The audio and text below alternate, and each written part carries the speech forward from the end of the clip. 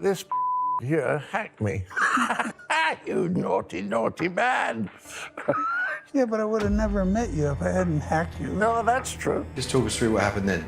First, they gave me 4 names, and they were all Markle. They wanted Meghan Markle, they wanted full background. These are sort of tactics that the National Enquirer uses. The private eye who set up the cameras to film the porno tape that night in Florida. And then she lost the custody of the children again.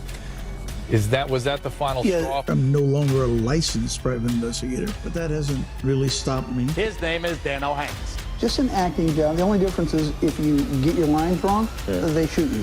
When the phone company installs a phone, the dial tone goes over miles and miles of cable to get to your house. You can tap into that cable anywhere along that line. I find out things about people that those people don't want found out. So you just climbed up on the telephone pole and did the wiring? Yeah, you look like a phone man, walks like a phone man, must be a phone man.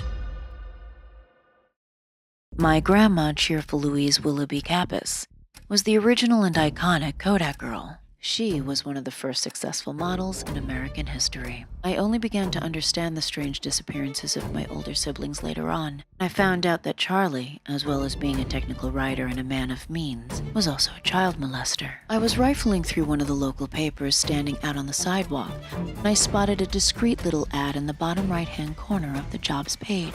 The advertisement read, Private Investigator, no experience needed, will train. Contact Emmendorf Investigations. Emmendorf informed me that I was going to have a partner to work with.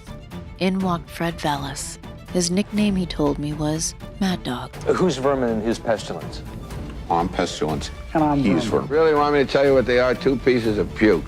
Chapter 2, page 13. In my life as a Hollywood detective, I have worked with all kinds of people, from criminals to prostitutes, movie stars to down and outs, porn stars to big shot producers. Many of them have lived lives you can hardly believe. Before you judge them, I suggest you walk a mile in their shoes. As a PI, I was always getting hired by criminals who wanted me to locate their missing partners in crime. And I was frequently hired by law enforcement types too, who wanted me to find evidence in ways that were not strictly legal. I was always being asked to handle their dirty laundry so that they didn't have to. When Epstein got off the hook in 2004-2005, the Mail on Sunday in London gave me an unlimited budget to identify a victim labeled Jane Doe 102.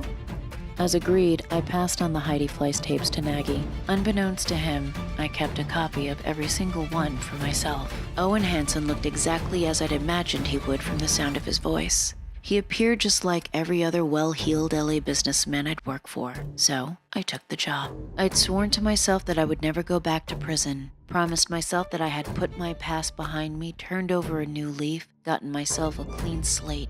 For 40-odd years of my life, I'd not once been in trouble with the feds.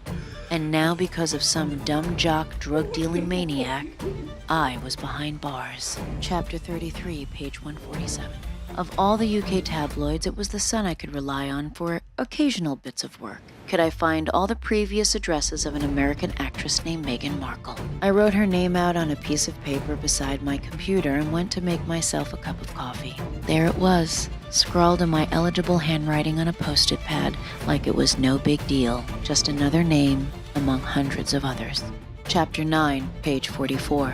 Your life has taken some wild twists and turns, Danno Hanks, I thought to myself. But this might be the wildest one yet. When the legend becomes bigger than the truth, print the legend.